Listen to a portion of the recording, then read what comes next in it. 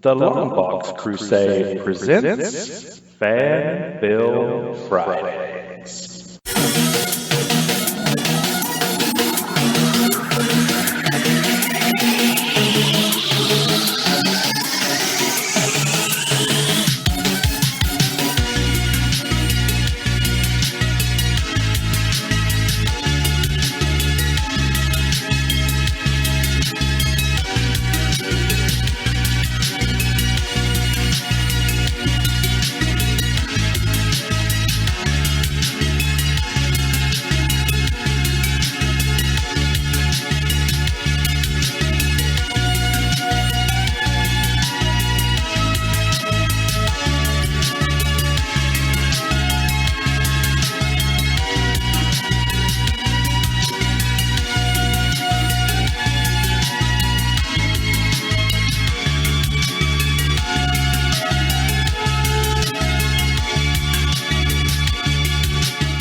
Hello, and welcome back to another Fan Film Fridays. I am your host, Clinton Robinson, still down here in the basement, still staring at this Street Fighter intro screen that actually doesn't get old. It just lasts and lasts and lasts. And that dude just keeps getting punched. He's why doesn't he see it coming every time? But I've got good news, folks. I've got good news. Word through the floorboards is that Jarrod is going to bring some controllers down here because he scored some at the yard sale. Of course, you know, that worked out great for that Street Fighter cabinet, but I've got faith in the man. He also checked those quarters back, by the way. So, you know, surely he bought some quality equipment. Clinton, hey, man. Hey, buddy. Hey, back there in the basement here, as promised. Once I got my quarters back from you, I went yard sailing, and I have controllers for you. I have controllers. Hey, I can always use some controllers. I know you've been down here for several weeks now. You thought you were getting a Street Fighter 2 arcade cabinet. You discovered it's just a Super Nintendo inside there with no controllers, so you couldn't play. But I'm taking it to a whole new level. All right, I got this whole box of games. All right, here's a bunch of. Let's see what we got here. Some Mega Man, Zelda, Metroid. All right. So we got a whole box of games in this box, and then that other box that's closed up over there, you can't see in it, is the controllers, I assure you. Well, you know, you got all the classics. I do. So while you're down here, you know, the Street Fighter intro screen, you know, Street Fighter music is wonderful. Absolutely wonderful. You know, I love all the little Capcom chip tunes and everything with it. But I got to tell you, it's kind of gotten in my head. And I can imagine. And I got to ask, as much as you love Street Fighter, as much as you love Street Fighter High, Jarrod, do you love musicals? I don't know. That's an odd question because it doesn't sound like it would connect to anything at all. But I have some musicals that I enjoy. I wouldn't call myself a musical guy, but there are certain very particular musicals that I'm very drawn to. Singing in the Rain, I've seen a lot of times. I really enjoy Singing in the Rain quite a bit. I enjoy the choreography quite a bit from Seven Brides for Seven Brothers. I enjoy the greatest musical of all time, which is the Blues Brothers. So I'm very particular about my musicals. But you know what? Usually when I give a musical a chance, I tend to enjoy it. I don't get mad about it. I'm like, oh. The only time I get mad at musicals, Clinton, is like when they're having a conversation and you can tell when the conversation is about to veer into song. That's when I'm like, oh, here we go. Here comes the song. It's that weird transition, like where one guy will ask somebody else, like, tell me more about this. You're like, here comes the song. Here it comes. But that's just the cynical part of me. Overall, usually when I see a musical, I do. So what you're telling me is you really like the Rocky Horror Picture Show, but you don't like Disney movies. That's a tough spot to be. I've only seen the Rocky Horror Picture Show once, and I didn't understand. I saw it when I was like 15 years old, and I didn't understand what it was. It was like on TV for like Halloween or something, right? And I was like, this is the most bizarre thing I've ever seen. So I need to see it again now that I kind of get what it is. But this is not what this podcast is about. But as far as Disney movies go, I can sing pretty much every song from The Little Mermaid. This does not surprise me. I don't know why that particular one, but man, I know those Little Mermaid songs really well. You know what? Little Mermaid had a Nintendo game made by Capcom. Boom, we're back on topic. See, there you go. It all comes back. It all comes back. And with it all coming back, we got to go back to Street Fighter High because it's time for prom, Jarrod. Oh, my goodness. But not only is it time for prom, it is time for us to double down with Street Fighter High, the musical. Why not? Why not? Why not indeed? Street Fighter High, the musical, is a 2010 sequel to Street Fighter High. Yes, there's only about a 6-month difference in between these. And it is again posted to Jennifer Zhang's YouTube channel. Instead of being done in the primetime teen drama style as the first, this instead opted to spoof the then popular High School Musical movies, as well as throw in a few more bits of pop culture. And by a few, I mean about 24. It's still from an era when YouTube enforced limits on video lengths, so it's split into 2 parts. The views count shows roughly 445,000 at the highest, but this may be lower than accurate, as at one point the video had to be removed and edited for a copyright strike for use of music from Jay-Z's Big Pimpin'. I thought there was something a little off about that. Yeah. Viewers will notice in the first video, especially, that there is a significant dip in audio quality right in the middle. Between the 2 videos, the entire film runs right about 21 minutes. So we're just slightly double the first one. Oh, goodness me. Okay, so our cast and crew have changed a bit since the first film. However, there are plenty of returning characters and actors. So, we're dealing with a highly expanded cast of characters here. I'm just going to get a drink while you do this. Yeah. Buckle in, folks, because I'm just going to read off all these names in alphabetical order because, sweet Christmas. This is this is a long list. No character was left unturned. Yeah. Actually, there were a few characters from the Street Fighter mythos that weren't touched, believe it or not. It's hard to believe with as many characters as they included, but I do believe it. Yeah, but and they dug deep because some of these are from way back in Street Fighter 1 days that you see, in the actual film. Oh, okay. We have William Magno Alejandrino. Where's Johanna? Get her to say this. And then she'll slap me for butchering Spanish. Anyway, that guy as Guy, Wes Bartel as Zangief, Jordan Brown as Dalsim, Katie Brown as Rogue, Catherine Cassidy as Sea Viper, Michael T. Coleman as Cody Travers, voice only. I don't actually have a listing for who was the physical Cody. Adrian Davis as Dudley, Dustin De Leon as Geiki, Justin Dieter as Guile, Jerziel Hippolito as Fei Long, Gerald Holm as E. Honda, James Howarth as Cody. Okay, I do have a physical listing. Yay! Emerald Ivy as Rose, Monique Kim as Makoto, Bob Kitson as Blanca, Ruben Langdon as the narrator and Ken Masters, Matthew Lewis as El Fuerte, James Adam Lim as Ryu, Faye Mata as Ibuki, Cynthia Marie Mendez as Psylocke, Matthew Mercer as Dan Hibiki, Jared Lee Nandon as Rufus, Timothy Peter as Hakan, Mylin Sarli as Sakura, Tara Strand as Jubilee, Tadao Tomomatsu as Principal Goken, Mika Walter as M. Bison, Ashley Williams as Chun-Li, Megan Williamson as Cammy White, and Jennifer Zhang as Juri Han. Jarrod, you back with that drink yet? Yes, sir. Got it right here. Thank you. Well, where's mine? Oh. Yeah. All righty. So, just a couple of notes on that cast before we hop into everything. A few names might have jumped out at people other than Jennifer Zhang because, she's in all these cool fan films.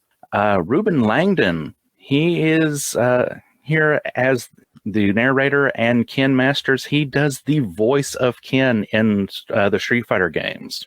Also, Matthew Mercer, that name might be recognizable to a lot of people as he's not only the voice of Fei Long in the games, he does a little thing that has become a big thing called Critical Role. That D&D live stream thing that everybody watches and loves. And Jarrod, you act like you've never heard of Dungeons and Dragons. No, I'm good to go with D&D. That's and there it is. I've actually, I never watched Critical Role, but like I've actually heard of it. Like people talk about Critical Role, so like I have an association. All right, okay, folks. So once again, Jarrod and I are going to spoil all kinds of stuff with this. It's like I said, about 21 minutes, so it takes a little bit out of your day, a little bit. This is basically like watching, a 30-minute comedy without the commercials. So, but since it's YouTube, there probably will also be ads. So, just saying, unless you're like Jarrod and spend your yard sale money on YouTube Premium. You got me. All righty, so let's take a quick break. And I will be back to let you know what's going on here. Ooh. Would you fight me? I'd fight me.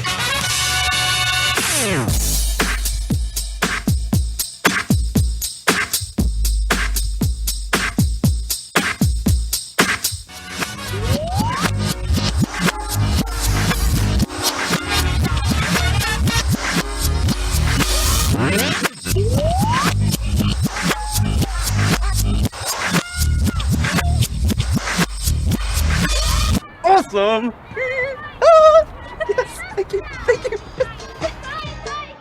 Alrighty, welcome back. So it's hard to summarize comedy without sounding like I'm explaining the joke, and even harder to explain a musical. So I'm going to just give a general overview of the plot points. Bear with me, folks, for being a 21-minute thing. This gets wordy. So they would become the world's greatest fighting champions, but first they had to go to prom.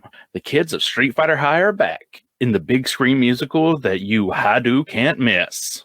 I did not come up with the jokes, so Are you sure about that? yeah, I'm sure. Trust me, they did.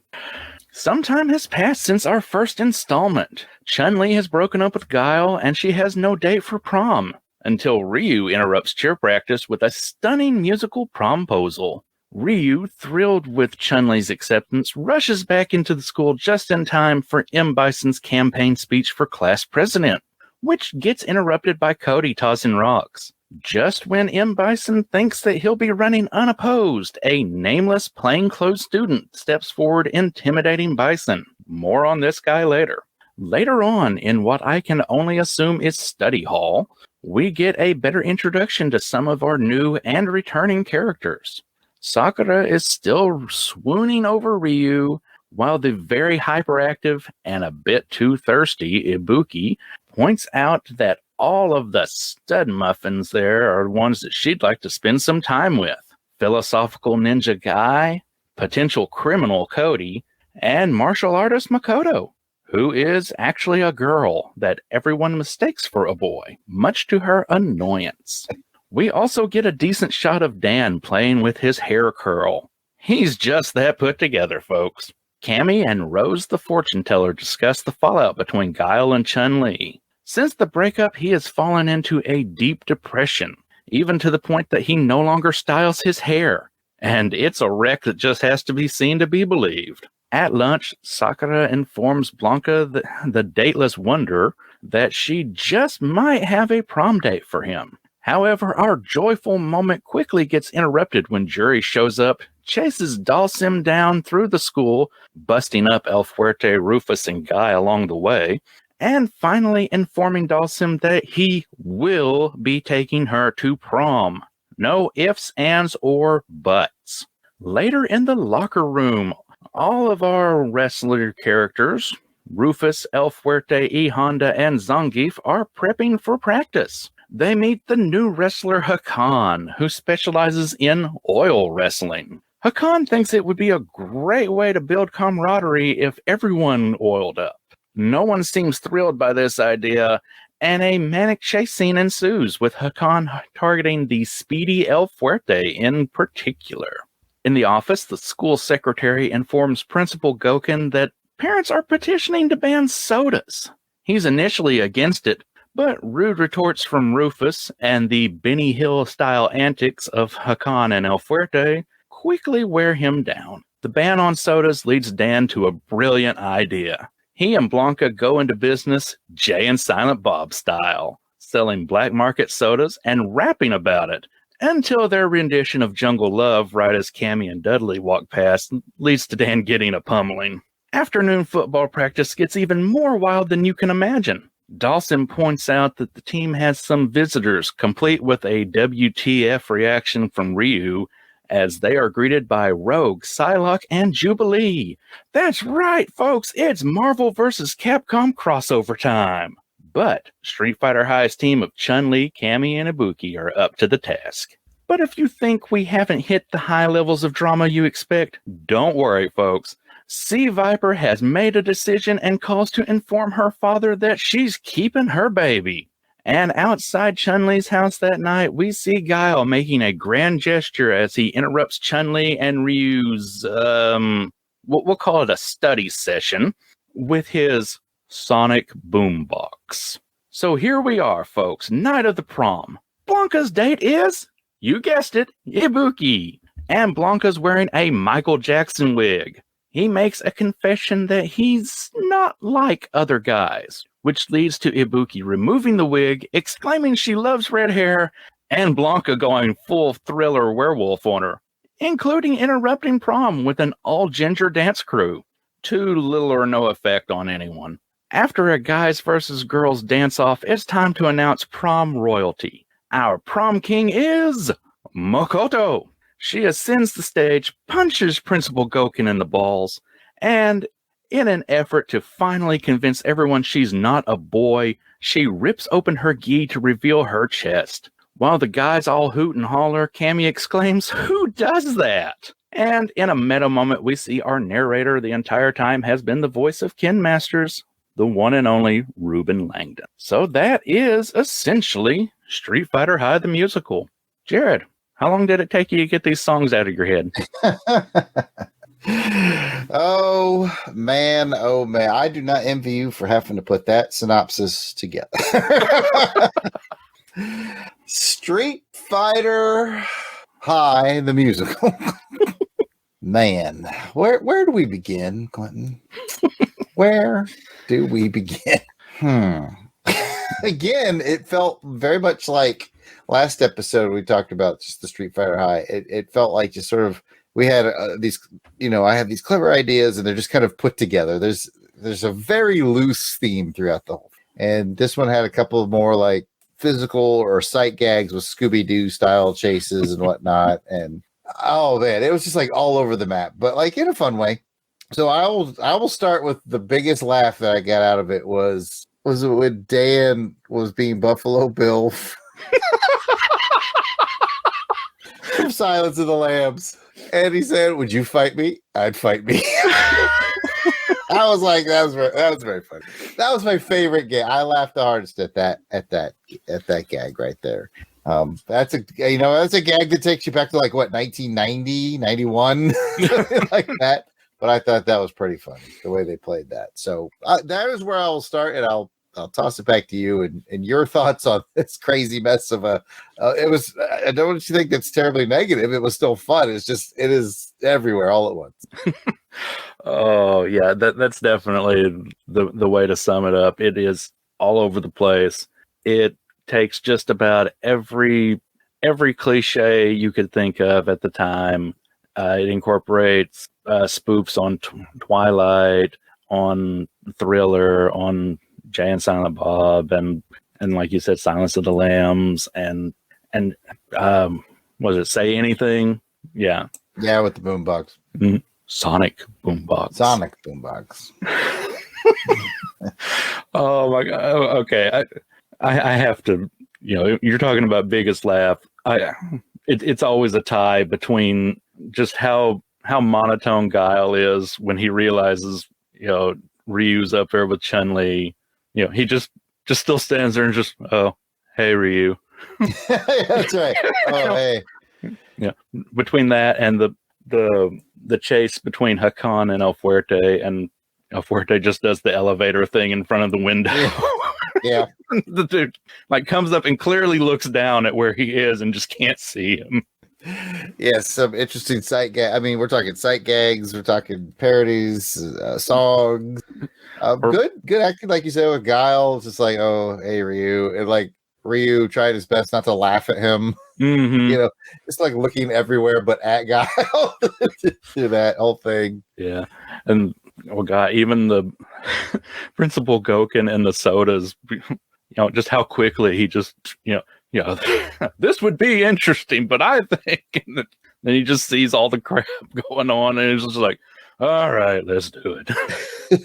Rufus walking by with that 24 pack of sodas. I mean, if people are listening to us discuss this, you've gotten a good idea of how bonkers this is. There's a sodas being banned from the school subplot. There's the kid and Ryu from the first Street Fighter High thing carries over. I guess Dalsim and what's her name, who demands that what is her name? Jury. Thank you, Jury. Mm-hmm. Those there were certain carryover themes. It was like they took those carryover themes and just like, what else can we add? Scooby-Doo chase, sure, why not? Mm-hmm. In the locker room. So it's all over the place. Different, musical numbers, like you mentioned, Thriller and Holler Batgirl, and I guess they gotten into some illegal shenanigans with Big Pimpin' by Jay-Z, and I'm just like, okay, I don't get it. Like copyright strike for like it's clear parody. I don't know. They wrote their own like lyrics. Yeah, but I mean, I think what it was is they ended up using too much of the audio before lyrics or something. Yeah, maybe the beat or whatever. I don't know. But like they clearly wrote their own lyrics. So whatever. And that part was funny. And I knew enough to be able to go, okay, even though they kind of had to drop the sound, their rhyme scheme and their pacing was clearly, it fits that song. So it was, I think it's unfortunate. I guess that's a rabbit hole thing, but like copyright strike over something that's clearly fun parody, like just having fun. Then no one's making no money off of it. Leave them alone. Yeah. That's just my personal 2 cents. Yeah. While we're on that part, did you know who the guy that challenges M. Bison is? I don't remember. Tell me, and I'll tell you whether or not they don't actually name him in the show. His name is in the credits, though. That is Justin Wong. Go on. He is a multi-time world champion Street Fighter player. Oh, okay. There you have it. People that follow esports and stuff might have heard of something called the Daigo parry. In Street Fighter 3, there was a move that you could do to counter attack moves, and Daigo was the guy that was going against Justin Wong at the time, and he pulls off like this amazing, unbelievable, nearly impossible counter move that just totally wrecks Justin Wong's game at the time. But oh wow. Okay, I don't know a lot about the whole esports thing, but that sounds kind of fascinating. Yeah, if anybody's interested, it's up there on YouTube all over the place, and it won't take you more than like a minute or 2 to watch. I promise. It's insane to watch if you're a Street Fighter fan, like of the games and stuff. So but clearly, they garnered enough cachet, I guess, in the Street Fighter community from the first video to bring in. 2 voice actors and a highly successful Street Fighter, champion in his own right. Well, that's fascinating. Yeah, and people will definitely notice a higher grade of costumes in this one. insanely better body paint on Blanca. I don't know why they changed a lot of the actors, but they're actors. Maybe they got better gigs or just weren't available at the time or something like that. Yeah, I'm just trying to think. Like I guess most noticeable was probably Guile. I think he was a different guy. Yeah, Guile's different. Blanca's different. Oh gosh, let's see. The most noticeable one to me, I guess, Blanca's painted green and all that, so it's harder to tell. But like Guile was clearly the different one. But I thought, they both were fine for what they needed to. Sakura's different. Ken obviously is different. But and for those that thought there wasn't enough action in the first one, Jarrod. Well, I didn't say there wasn't enough. I just wanted audience members to know. You're going into this. It is, and the same warning applies here. You're going into this. It is just really a silly parody of like High School Musical with these characters. But you were about to tell there's the martial arts stuff. So I'll let you. There are some martial arts scenes. Leading up to Jury's Lady Gaga parody song. Like I said, she completely wrecks 3 other students. Just a couple of quick hits on 1 or 2, but I mean, like, she goes to town on Guy, sucker punching him and everything.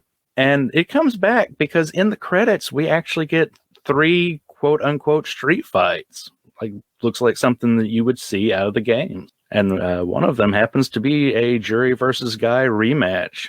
Yeah, they're clearly having some fun doing some choreographed fight stuff, and it's not bad. They're going at a good speed, and they're clearly having a good time with it. It's while the rest of it could be qualified as a silly, parody, they're clearly having some good martial arts fun in that, and it's not terribly silly. No, and I mean, like, we're talking multiple camera angles. Effort was put in. You could tell.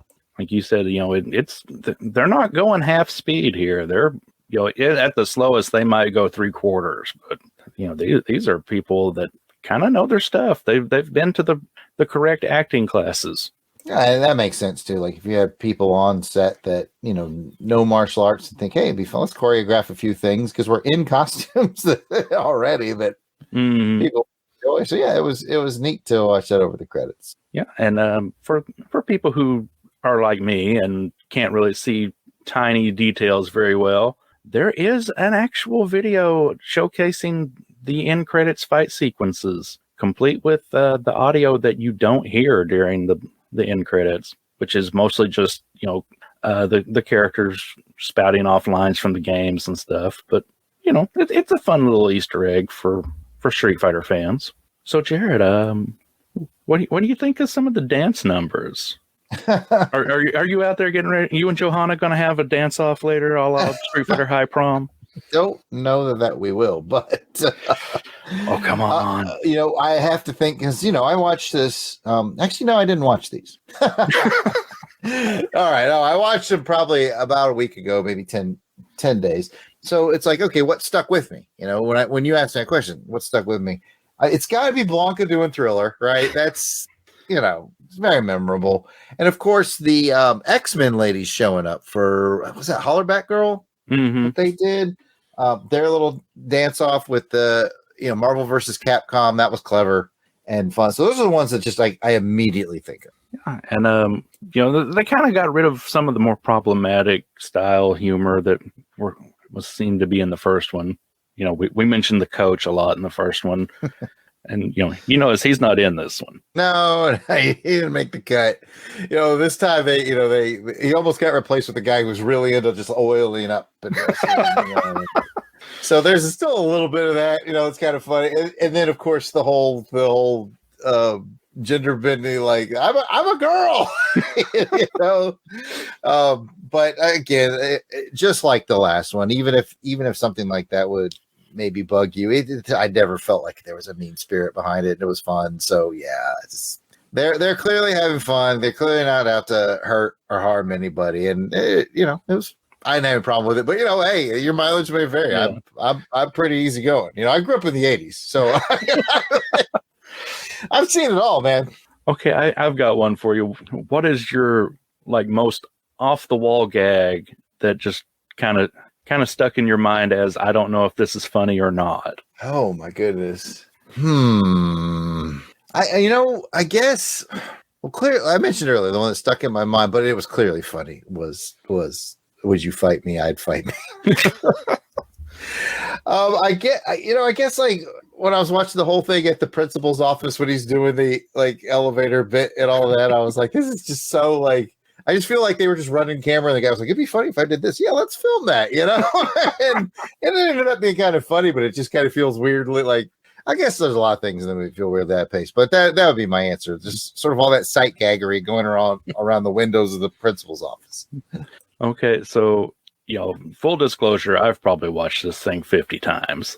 This is one of those. That is dedication, sir. Yeah. This is one of those ones that I've been watching it off and on for like the last decade and a half. That kind of thing. So the weirdest thing to me, but it makes me smile nonetheless. When they are at prom, a guy is wearing 2 ties, a necktie and a bow tie. I think I went right past me. I need to look at that again. Yeah, it's like the dumbest gag, but like I said, it makes me smile because like we all knew that one dude in school, like where he's going to be like, this is going to be so funny. I'm going to wear 2 ties. That was probably me. Yeah. Putting a hat on a hat kind of thing. I missed that, man. I have to pay better attention. Yeah, pay some attention. Yeah, I failed you. What can I say? Oh, man. All righty. And for people who can't get enough of these lovely actors and their costumes, would you believe there's even a music video out there, Jarrod? I'm starting to believe anything you tell me. A large amount of the cast reprised these characters complete in costume for there was a guy on YouTube, his name's Jace Hall. He did a music video for a song called I'm a Street Fighter, or just called it Street Fighter or something like that. But they appear throughout the entire video. Oh, okay. It's not a terrible song, in its own right, but it's just kind of neat to see the video if you're a fan of these films, to see the people popping back up. Definitely. Okay, neat. It's neat to see that it sort of had life in another venue. Yeah. Oh yeah, these people, and then I wonder what happened to a lot of them. Yeah, you do wonder. You're like, clearly they had this, creative synergy going through all of them to say, hey, let's make this, and now we've made that, let's make this. Did whatever came of it? Did people climb any ladders to success? Did they go on to be CPAs? I just like what? Because like you said, this was like 13 years ago. Yeah. So like interesting. I'd be interested to see like somebody somewhere is like a board meeting, right? Like, yeah, we're going to discuss this month's financial numbers, and the other dude sat across the table was like, hey, let's pull up YouTube. I want to show you this Street Fighter thing I did 13 years ago. Okay. I can just see it. All the corporate retreats. Everybody's like, hey, remember when you were Blanca and did Thriller? And he's like, no. Please stop calling me Blanca around the office. You got it, Blanca. What did I just say? Oh, man. Yeah, interested to see I'd be interested to know what this led to, or, even if it was just a moment of fun in the sun, it's captured forever for everybody to enjoy, right? So there you have it. Yeah. So, I mean, like, I know we didn't really like hang a lantern on it in the first one, but these are both really obviously done for people that are already Street Fighter fans. So they're probably not like, new viewer friendly or anything, but at the same time, you don't really have to know all the backstory about all these characters. Right. Like I said, I'm a Street Fighter, like 2 is kind of my world. So there's several characters here that I was like, oh, I think that person's from 4 or whatever, but no, I still got plenty of enjoyment out of it just with that, my limited 2 knowledge. Yeah. I mean, you could basically like cut and paste characters from any franchise and do something like this. You could have G.I. Joe High School, the musical. Where Yeah, that sounds good. you know, like half the gag is Destro's always shoving Duke in a locker. Orstead's like, come on, man. Don't do that. Duke's a good guy. Oh yeah, Orsted would totally just be the dude that's just like hanging out in the halls instead of going to class. And he's like, life's too short for that kind of stuff, man. Oh, okay. So I have to know, like, you know, we've sang the praises, no pun intended here. But do you have any lows or whattas to go with it? You know, it's always tough to do that for stuff like this because, you know, people clearly put energy into this. Overall, it's a positive experience. It's made for fun. So I don't like to nitpick the lows on it. The lows on it are what you would expect. You know, it's a group of people having fun, doing the best they can. So they don't have a ton of budget, right? So it's the lows that would go along with that. And it's sort of I mentioned this before, it's very scattershot. It's sort of like, this would be funny, that would be funny. Let's make a scene of this. Let's make a scene of that. And it doesn't. Don't go into it thinking you're going to get 20 minutes of like a real cohesive, like an episode of Dawson's Creek or High School Musical with these characters. It's a little more scattershot, a little more all over the place, but that's about really the worst thing I can say about it. So yeah, again, effort was put in, fun was had, a joyous product was made. Could somebody come to it and nitpick it to death? Oh, it's dumb and stupid. Probably, but I gotta tell you, I scrolled a lot of the comments and it just had a ton of positive comments. I think people got what they were trying to do, and I think that's what's best. Oh yeah, and you know, they were never making fun of any of it. It was all good-natured ribbing. Yeah, it's just a positive product overall that people had some fun with. You know, is it must viewing for any Street Fighter fan? No, but if you have a few minutes and you might want to get a little chuckle out of it, then watch it and just be like, oh, that's silly is the best way to describe it. Exactly. There you go. My only regret is that they didn't do more of them after this, but you know, again, they're all actors. They had other gigs to get to. They had real lives. Maybe they went and got their MBAs, you know, who knows? So, you know, all right. So that is out there in the ether, and it definitely it'll definitely be one of the fan films you've watched if you watch it. Yes. Or you could be like Jarrod and never watch any of these and just just say you're going to act it out with stick figures later. Yeah, just make a lot of guesses when you're on the show with Clinton. Just guess at what might have happened. All righty, so that pretty much wraps it up because this was one that you apparently Hadu can't miss. It's never just gonna not be funny. Oh man, you probably have to do feedbacks for the last episode, so yeah, but I really want to get to playing some Street Fighter with those controllers. But first, before we get over here and I actually whoop your guile little butt. All right. Do let people know where they can find you on the network, at conventions, local restaurants, that kind of fun stuff. I haven't used that bit in a while. I should bring it back. I am at Yard Sale Artist, Twitter, Facebook, and Instagram. You can find me at Yard Sale Artist on all those platforms. You can check out my art at www.theyardsaleartist.com. I do a lot of conventions throughout the year, so always check out my social medias where you could meet me in person. I guarantee you, it's a thing to meet me in person. You can also find me at your local Taco Bell. And I'm looking forward to playing with Clinton in this box of awesome Super NES games that I showed him, and the other box which has controllers, so he can finally play. It definitely has some controllers, and he should not open that box until I've gone upstairs and locked the door. And what Jarrod hasn't told you folks is if you slip him $10, he will sing you a song from Street Fighter High the musical. Yeah, that's true. Or I have been known to sing "Wind Beneath My Wings." So, pretty much song of your choice. I'll do my best. All righty. So let's just dive into this box here. I'm going to go upstairs before you do that. I'm going to go upstairs and... But you don't want to play? I got to go. I'll see you later. All righty. Well, since Jarrod is Mr. No Fun, let's dive into the box here.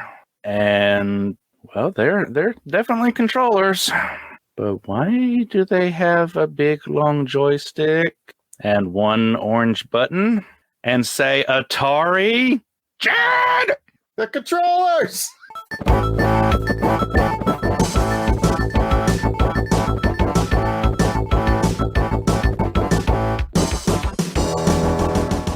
All right, our bags are packed and we got the snacks. It's time for the Longbox Crusade road trip to the Longbox Mobile crew. Shotgun! Dang it. Everyone buckled up. Here we go. Well, now that the garage is empty, Gene will have more space to record episodes of LBC Irregulars, the indexing of the Jeremy Brett Sherlock Holmes TV series. Oh no! Did anyone remember to leave Clinton some food down in the basement? He's gonna need it as he makes more episodes of FanFilmFridays, his ongoing look at online fan films. Why are you speaking in such a scripted manner, Dark Web? Anyway, you can relax. I asked Rick, or was it Jeff? Who can remember? I asked the attic guy to come down from time to time to check in on Clinton. You know, take some breaks from recording Monday Movie Muckabout, his movie review show. Weasel Skull, did you give Rick the key to the basement? Key. Sounds like LBC headquarters is in good hands, Death Probe. Right you are, Christados. Oh, Pat, can we stop off at KB Toy Store? I want to pick up some Transformers and G.I. Joes. They remind me of Transformers Chronicles and G.I. Joe Chronicles. Our show's going through the Marvel run of Transformers comics and the Devil's Due run of Joe comics. Well, while you guys are doing that, we can also stop by a Blockbuster video and get some tapes to watch for Action Film Face Off. That's the show where we discuss two action films and have them duke it out to see which one is the episode champion. Is that VHS or beta?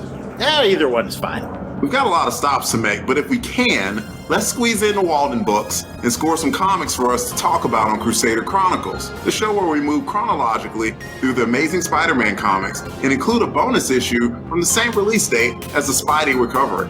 I will definitely keep an eye out for our Walden books. It'll come in handy for the pure Longbox Crusade episodes.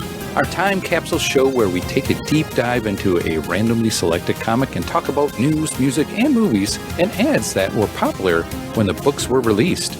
I'll also be on the lookout for our electronic boutique, EB if you guys don't know the lingo back then, so we can get some more comic-related video games for us to discuss on Comics to Council Crusade. Good thinking. If time permits, let's hit Circuit City. I need more positrons for our Pop Culture Posicast show, the one where we find all the good stuff in pop culture that others seem to poo-poo. Positrons? Shut up and go with it. These old-timey, out-of-business store jokes doing anything for you folks? Well, if you like old-timey stuff, we also offer Saturday Matinee Theater, our look back at old TV shows, serials, and films that have kind of been forgotten. I think that about covers it. We definitely want to be your road trip crew, folks.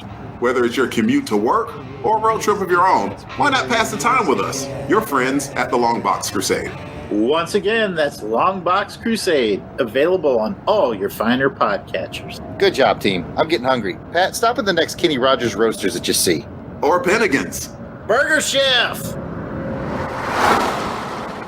Hey everybody, thanks for sticking with me. This is of course the feedback portion of the episode. And of course I will get to feedback on the previous episode, but before that, I want to again thank Jarrod for sticking it out for two of these back to back. And but I also want to thank all the Crusader Club members. I don't have your names, but I do want to thank you because quite honestly, this show couldn't go on without you and your support, as well as everybody else who gave likes, shares, retweets, all that fun stuff. So, diving into that last episode, which was of course the first Street Fighter High. Got likes, shares, retweets, all the fun stuff from Chris Statos, Jarrod Albrecht, Rick Heineken, Pat Sampson, Al Sedano, Saul Lerman, and Chris at BTO and Batbook.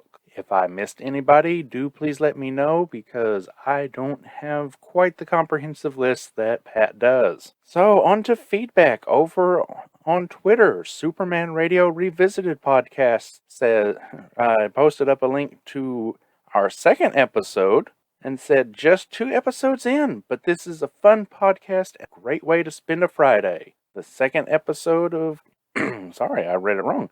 The second episode with Clinton and Sean made me hungry for cannoli for some reason. For those who remember way back to episode 2, that was X-Men District X, the Italian fan film with all the subtitles. Superman Radio Revisited does follow it up saying, that was a bad joke, but I did get some cannoli. See, that's a dude that understands how this show really works. All right.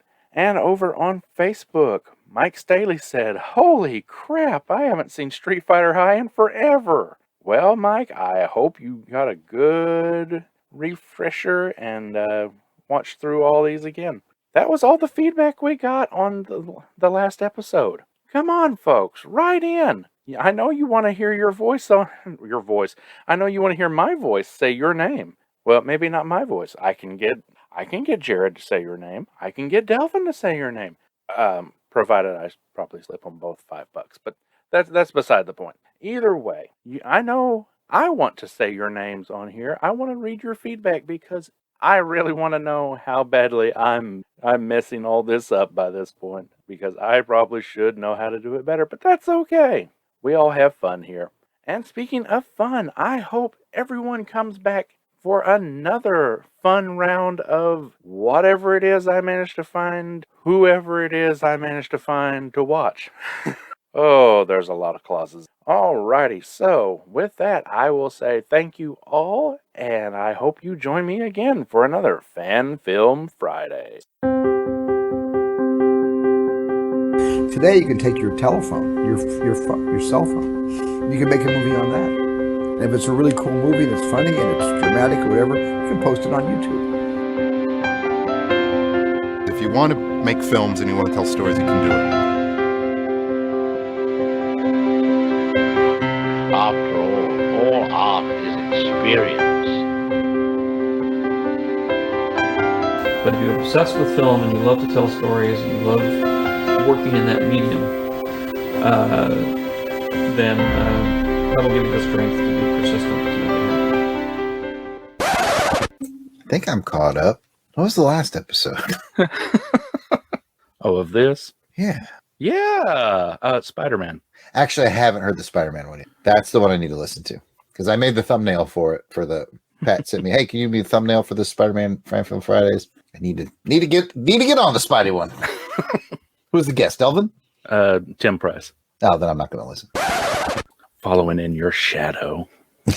But he's the wind beneath my wings.